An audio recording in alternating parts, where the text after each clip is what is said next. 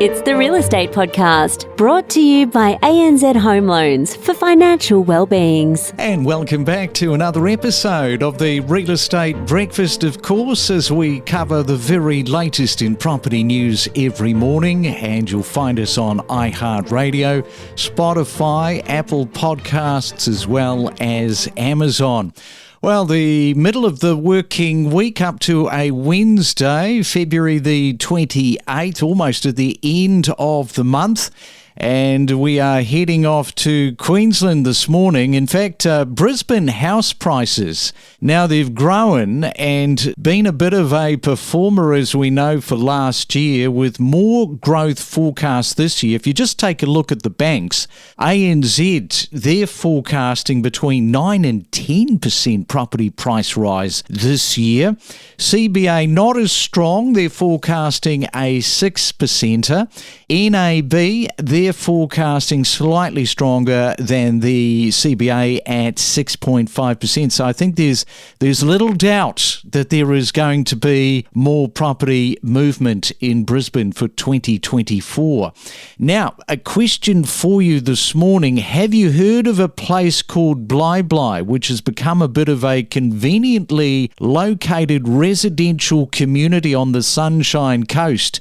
In fact, it retains its small town feel, yet this is the good thing about it. It's just minutes from the Sunshine Plaza in Maroochydore, and it's pretty close to the Bruce Highway with a population of just under 11,000 people. Joining us this morning once again from the Sunshine Coast is Varsha Daswani, the principal from SAI Real Estate Group. Good morning to you, Varsha. Perhaps you can tell us a little bit more about Bli Bli this morning and what it has to offer. Good morning, Craig. Yeah, Bli Bli is becoming such a popular suburb these days, just because of where it's located, as well as you very rightly said that it's a couple of minutes from the Sunshine Plaza. Yet it's a hidden jewel, I would say. Like, people are starting to get to know it a little bit more and understand the potential that it has. So in terms of the growth, it has grown about 4.3% in the past 12 months. And the median house price is about $886,500. Past 5-year median house price trend has gone up quite a lot. And there are about 130 properties that have been sold, and only 52 houses have been available in past month. There are about 3,500 buyers that are looking and interested just to buy in Bli Bli. So Bli Bli has just become a very, very popular suburb these days. And a lot of people, just because of how saturated Maroochydore is at this point in time, a lot of people cannot afford to buy in Maroochydore. So they look somewhere nearby, and Bli Bli is a hidden jewel, I would say, and people are starting to understand that. All right then, so if you, as Varsha says, if you're looking at buying or trying to buy in Maroochydore and you're finding it just a little bit too expensive, then maybe Bli Bli is your option. So let's have a look at the office market. And the Sunshine Coast's office market still maintains its status as the second tightest, I see, in Australia, despite a slight uptick in vacancy rates. While overall availability rose to 5%, demand remains pretty strong in the A-grade segment. Challenges persist for new projects amid some high-cost landscape impacting supply right across the southeast Queensland area, and there are some ongoing difficulties for businesses to secure suitable space, I think, is the answer to that, particularly in premium categories. So how are you finding the performance there, Varsha, on the Sunshine Coast when it comes to the office market? The office market has certainly changed the game. I think we have spoken about this, Craig, last time, that the offices weren't performing really well last year, but this year it has just peaked in it's February, and we have already seen so much change that people wanting to come back to the offices, and especially where the offices are actually doing something different in order for people to have that culture. So having Friday afternoon pizza nights or drinks, or, just bringing that culture together, or having a yoga class just to look after their people, something like that, to kind of retain the people in the offices. And just because we are all humans, we love being around people. So the premium offices offer a high level of amenities, and thinking retail offerings like community events and yoga classes, and a lot more tenants are more focused on delivering the office offerings from the broader precinct. And if a property management team can create great events, the desire to leave decreases basically. And they are willing to move into premium assets with great amenity, invest in their people, and ensure that they know how to use their space and adopt the technology to work more effectively. And higher levels of amenities paired with potential smaller tenancy footprints are making premium assets a more viable choice for companies who might not have previously considered them, and they will go to places that have great amenities because they care about their people and they're happy to pay the rent basically. All right, so that is Varsha Daswani. She is giving us a little bit of a taste of the Sunshine Coast this morning. We will come back. We will talk more real estate from the Sunshine Coast after this. Explore new property destinations where you could live with exclusive interviews covering real estate news and market insights. Hey, don't forget our email address is myrealestatepodcast@gmail.com. Good morning to you, Vanessa. We got your email. You're there in Brisbane's Tenerife and you're about to buy your first property. You say that you're 27, probably looking to buy an apartment. You've been living with your parents over the last 2 years after coming back from London, and you've been a listener of ours since then. So good luck with buying, and of course let us know too if you are in the middle of buying or perhaps you have just bought.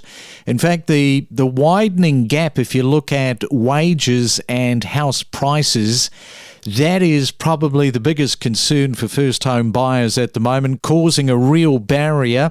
Some numbers from Domain this morning. Wages rose by 0.9% in December of last year. Meantime, dwelling prices surged by 2.2%. Of course, that is going to impact on the affordability crisis. Over 20 years, while wages haven't doubled, home prices have nearly tripled. And the trend continued despite occasional softening in the housing market cycles. So the wage growth is plateauing and businesses are facing some challenges. If you add into the mix migration, interest rate cuts and tax policies, that is all inflating the house prices into 2024. Remember, we are not a real estate company. We are 100% all about increasing your awareness and knowledge for buying and selling properties. And it is a Real Estate Wednesday right around Australia, and we are talking to Varsha Daswani there on the Sunshine Coast. Just before the break, we were talking about the office market and what is happening in the Sunshine Coast. Right now, Varsha, let's have a look at the industrial market and how that might be performing in Queensland for 2024. What can you tell us? The industrial sector emerged from COVID-19 pandemic as a popular asset class with investors, whilst the pandemic softened demand fundamentals in the more traditional sectors of office and retail, and the industrial sector benefited from heightened occupier demand, driven by numerous factors including strong e-commerce growth and a return to more localized manufacturing. Now, more recently, strong population growth has been a major driver of of continued strength in the occupier market. As a result, like the yields have gone up to 5.5% to 6.6%. And like the strong occupier demand coupled with construction delays, and the industrial market has witnessed extremely low vacancy as well as a sharp reduction in incentives over the past years. So if you look at it, Craig, the industrial market remains a landlord's market, and tight vacancy rates have limited the number of lease deals that have occurred over recent years and contributed to strong rental growth. So it's actually doing really well compared to where it was. And the only people that do not actually benefit from industrial market at this point in time is the people who have actually signed up longer leases, say, for example, 10 plus 10, and they haven't put a cap rate increment. These are the only people that are not benefiting from that, because the growth has actually gone up quite a lot in the last couple of years. So these guys don't get the benefit of that. So that is the industrial market. Now, we talked about Bly at the very start. We're going to throw up another area, and it's Minyama. I haven't heard of Minyama before. It's nestled on the northern fringe of Caloundra along Queensland's Sunshine Coast. It stands out as a charming seaside enclave, is how they describe it, surrounded by tranquil waters of the Malula River, and offers this picturesque setting flavoured by locals and visitors alike. So there you go. There's a nice little introduction for you, Varsha. Tell us a little bit more about what the property scene is doing in Minyama Island. Craig, Minyama Island is a small pocket where all the celebrities live. So have you heard about Steve Irwin? His family lives there. So they have got a family home there, and a lot of like big celebrities, they have got their properties there basically. And the median house price there is about 2.15 million, and it has grown the most in Sunny Coast, which is up to 21.1%. And only 18 houses have been available in the past 12 months, and it's just 50 properties. Only 50 properties have been sold in the past 12 months. So there's not much movement there, and there's not much activity around there, just because it's more of it's a lifestyle thing, and it's just, like people who have got that kind of money live there. And the median time on the market is about 76 days to 120 days is what I would suggest on that. And there are about 2,656 buyers actively looking to buy in Minyama Island. So it's my dream suburb as well. So one day I would want to own a property there. So definitely it's one of the most popular suburbs to live in. All right, so that is a bit of a breakdown on Minyama Island. Quite a number of days on market, it would seem.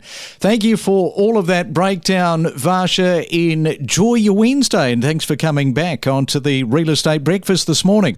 Thank you. Thanks, Craig. Don't navigate the real estate market alone. Let us help guide you in the world of real estate every day. Make better informed decisions with the latest news and insights. People looking at cutting almost in half the save time for deposits will be attracted for sure into the units. So what else should first home buyers be considering and thinking about, especially around the question of what comes next? What comes after the unit? In other countries, many Asian countries, people know that they're going to be living in a unit for the rest of their lives, and that's what they aim for. And we see Hong Kong and Singapore and areas like that with an abundance of units, and people live in them, and entire generations pass units down from, father to son and mother to daughter. We don't have that kind of culture yet in Australia, and I think we're still some way off that. Hence, we see the very big differential between that first home unit that you might buy and that first home that you might buy in a similar area. We connect you to the best real estate information across Australia. The Real Estate Podcast.